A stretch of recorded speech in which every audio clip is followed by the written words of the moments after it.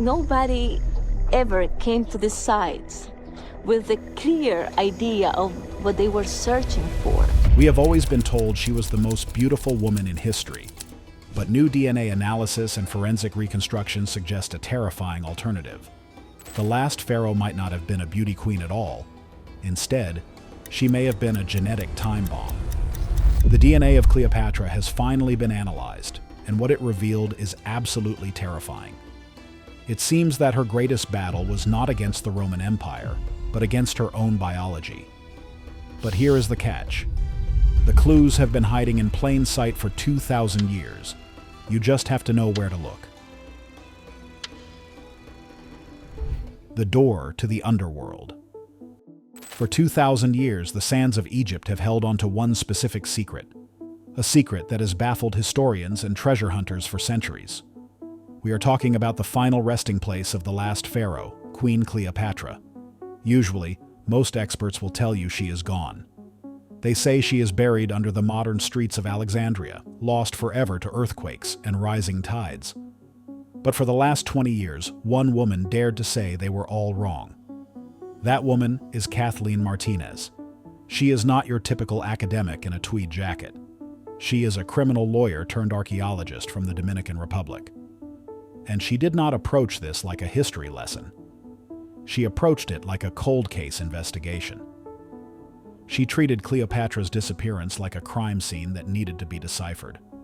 While everyone was looking left, Martinez looked right. Her profile of the suspect led her 30 miles west of Alexandria, to a forgotten, crumbling temple called Taposiris Magna. And in 2022, the ground beneath her feet finally revealed a massive anomaly.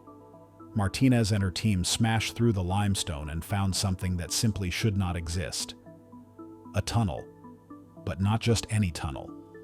This thing is a shocking replica of a legendary design. It is carved through solid bedrock, stretching over 4,300 feet. That is nearly a mile long. It is 6 feet high, submerged in mud and water, and it heads straight out toward the Mediterranean Sea. Architects are calling it a geometric miracle. It is an engineering masterpiece that matches the legendary ancient Greek tunnel of Eupalinos. But here is the million-dollar question. Why? Why go to this extreme? Why tunnel 40 feet underground into unstable, dangerous rock? You do not build a mile-long aqueduct for a minor site. This implies massive importance.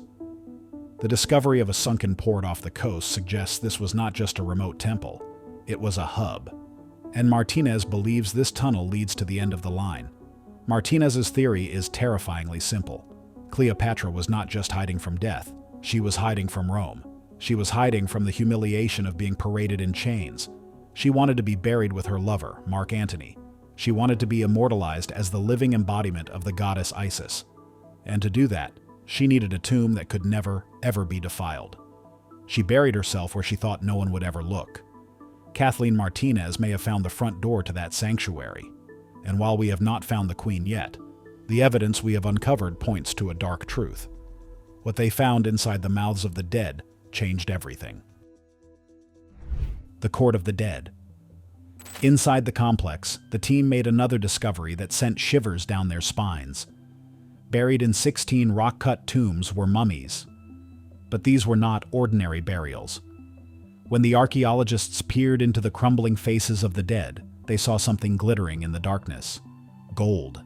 Inside their mouths, where their tongues should have been, were amulets made of gold foil. The ancient Egyptians believed that to survive the afterlife, you had to speak to Osiris, the lord of the underworld. You had to plead your case. A golden tongue gives the power to speak to a god. It grants what is called golden eloquence. But here is the catch. Why are they here? Why at this specific temple? Martinez believes these were not just random aristocrats. They were Cleopatra's people, her inner circle, her courtiers. They were buried here, equipped with the magic to speak to Osiris, perhaps to announce the arrival of their queen. Think about what that means. We are not just digging through a graveyard. We are standing in a royal reception hall. We are in her necropolis. And if the courtiers are here, waiting for their queen, then the door is about to open. Despite Martinez's discovery, she is inches away from the Queen's DNA.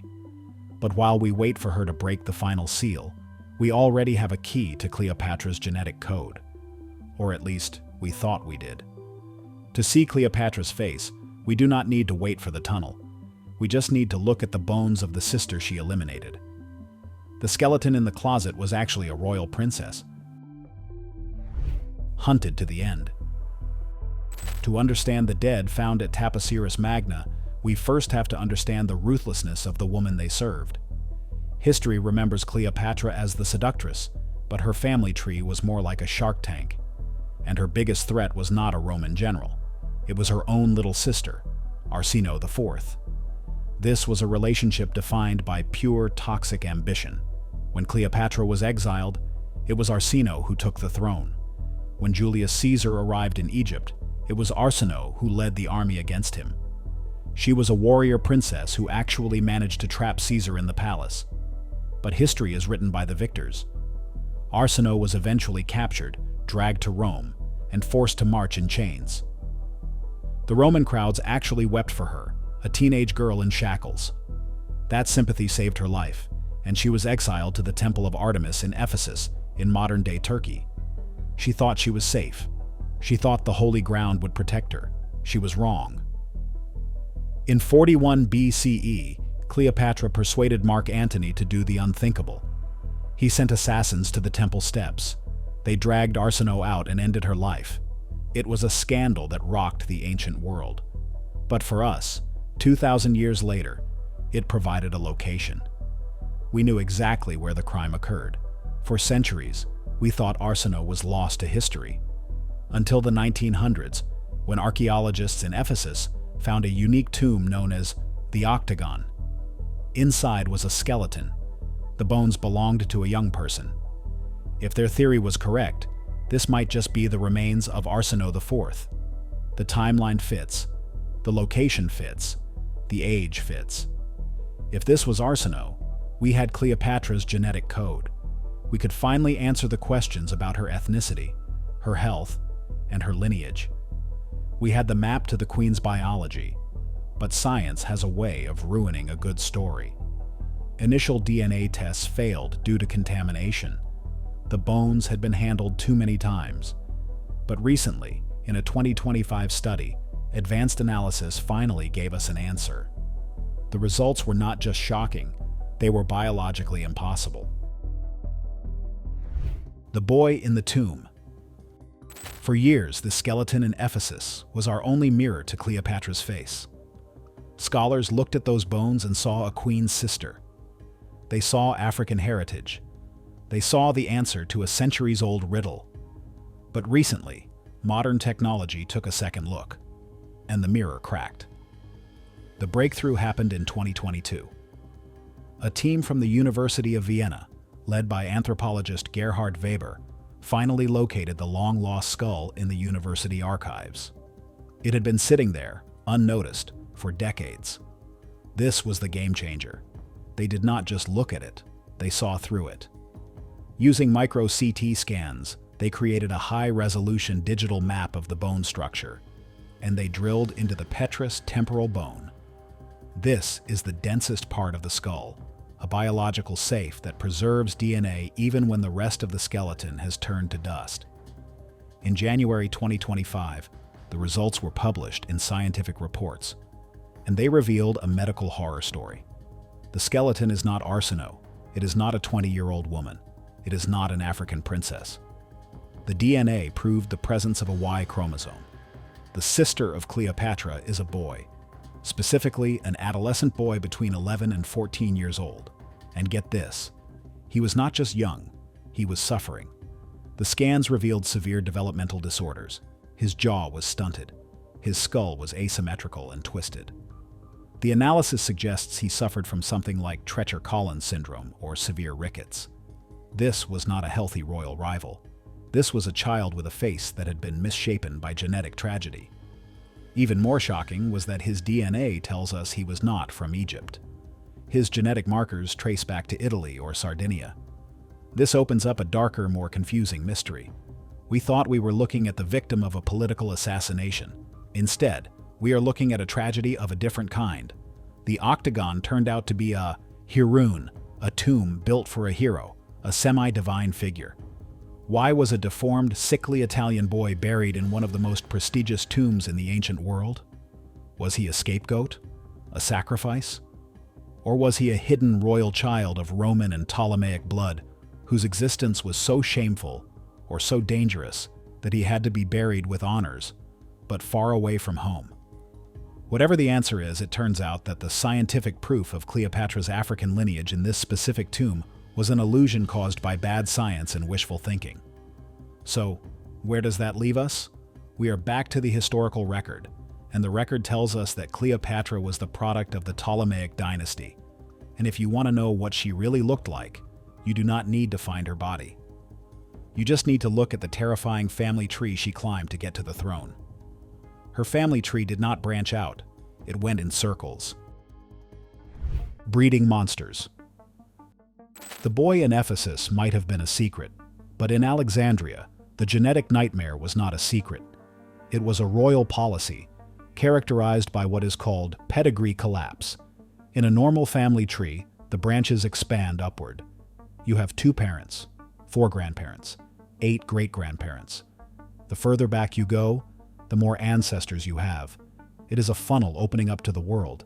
But Cleopatra's family tree did not expand. It collapsed in on itself. The Ptolemies were a Greek dynasty ruling Egypt. They wanted to keep their power absolute and their bloodline pure. So they adopted the ancient pharaonic custom of close kin marriage. They did not just marry cousins, they married siblings. Historians believe Cleopatra's own parents, Ptolemy XII and Cleopatra V, were likely full siblings. Even her grandparents may have most likely been uncle and niece or even brother and sister. This family was obviously a closed loop. Geneticists estimate that Cleopatra was born with a coefficient of inbreeding estimated at over 45%. To put that in perspective, the child of 2 first cousins has about a 6% coefficient. In many royal dynasties, like the Habsburgs of Spain, this level of inbreeding led to severe deformities and madness. For example, consider Charles II of Spain. Historians call him the Bewitched. He was the end of the Habsburg line, a dynasty that practiced the same kind of intermarriage as the Ptolemies. Charles was a medical tragedy. He could not speak until he was 4. He could not walk until he was 8. His jaw was so deformed that his top and bottom teeth could not touch. He literally could not chew his food. He swallowed everything whole. When he died at age 38, the autopsy report stated that his body did not contain a single drop of blood. His head was full of water, and his heart was the size of a peppercorn. His coefficient of inbreeding was around 25%. Cleopatra was nearly double that. So why does this happen? The science comes down to something called homozygosity. Normally, your DNA is a conversation between your mother and father. One covers the flaws of the other. If your mother passes down a recessive gene for a weakness or a disease, your father usually passes down a dominant gene for strength to cancel it out. It is a biological safety net. But in Cleopatra's case, there was no conversation. The same genes, repeating the same errors over and over. Because her parents were siblings, they carried the exact same genetic flaws. There was no healthy gene to step in and save her. Biologically, she should have been a disaster. Inbreeding like this usually results in the kind of deformities we saw in that boy in Ephesus: physical weakness, cognitive issues, short lifespans. But here is the terrifying paradox. History tells us Cleopatra was not deformed. She was brilliant. She spoke 9 languages. She charmed the most powerful men in Rome. So how is that possible? She might have been fighting a disease that looked like genius. The Mask of Youth. Was she a genetic miracle?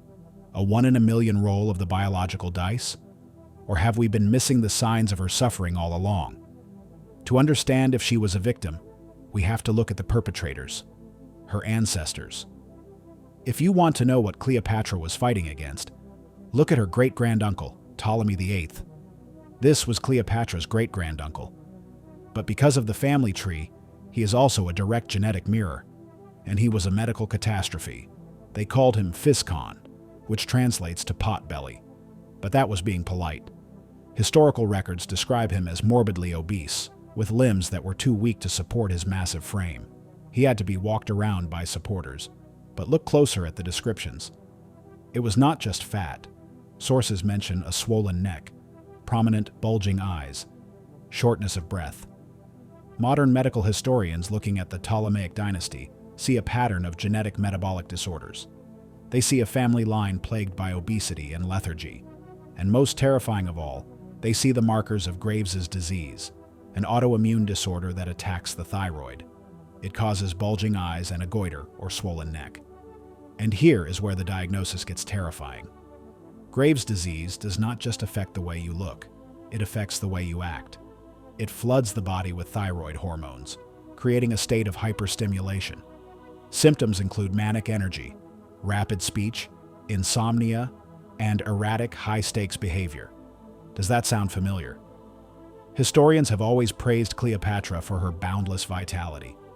They say she could work all night, that she was constantly on the move. We have framed this as genius, but medical anthropologists are now asking a darker question. Was Cleopatra's legendary energy actually a symptom? Was the fire inside her a result of a genetic thyroid storm passed down from her uncle? So, how did she function? The answer might lie in a skill historians often overlook. She was not just a queen, she was a chemist. If she was living with the chronic pain of pedigree collapse, the same kind of joint and bone agony that plagued the Habsburgs, she likely turned to the royal pharmacy. Egypt was the pharmaceutical capital of the ancient world. If she was in pain, she had access to opium, harvested from the poppy fields of Thebes. It was the ancient world's ultimate painkiller. Did she use it to numb the ache in her genetically compromised joints so she could stand tall during endless diplomatic receptions? If she suffered from the mania and insomnia of Graves' disease, she might have turned to Kyphi. This was a complex temple incense, often burned at night, known for its sedative properties. Plutarch wrote that its scent lulled one to sleep and loosened the daily tension like a knot. For a woman possibly trembling with hyperthyroid energy, Kyphi would not just be a perfume, it would be medicine. Then there is the blue lotus, a mild psychoactive flower often steeped in wine. It produces a sense of euphoria, a floating feeling. We talk about her legendary charisma, but was that charisma natural, or was it chemically induced? Was her magnetic, high-energy allure actually a delicate cocktail of blue lotus wine and adrenaline, keeping her floating above the pain of her own body? We know Cleopatra wrote a book on cosmetics called Cosmeticon. Fragments of it were quoted by later doctors like Galen. This shows she was not just buying makeup, she was researching it. Why? If the potbelly gene gave her skin issues, or if Graves' disease gave her a goiter, her obsession with cosmetics was not vanity, it was camouflage. She may have experimented with kohl just to reshape eyes that might have been too prominent. She may have designed elaborate broad collars and jewelry just to hide a swollen neck. She was arguably the world's first biohacker. A brilliant woman trapped in a failing body, using every trick of chemistry, botany, and art to project the image of a living goddess, while privately treating herself like a patient. She painted a lie over her face, but the truth is underground.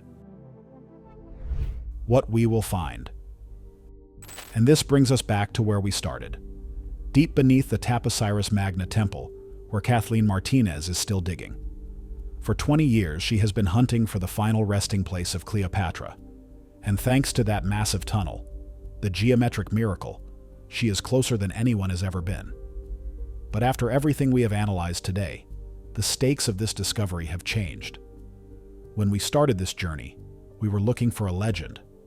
We were looking for the seductress who charmed Rome, the beauty played by Hollywood stars, the goddess Isis incarnate. But science tells us to prepare for something else. If Martinez breaks through that final wall and finds the sarcophagus, she won't just be uncovering a queen. She will be uncovering a medical archive.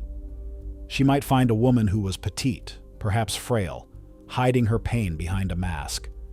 She might find a woman who looked less like a movie star and more like a survivor, a woman who fought a war against Rome with her mind, while fighting a war against her own DNA with her pharmacy. Finding Cleopatra won't just rewrite history books, it will rewrite biology textbooks.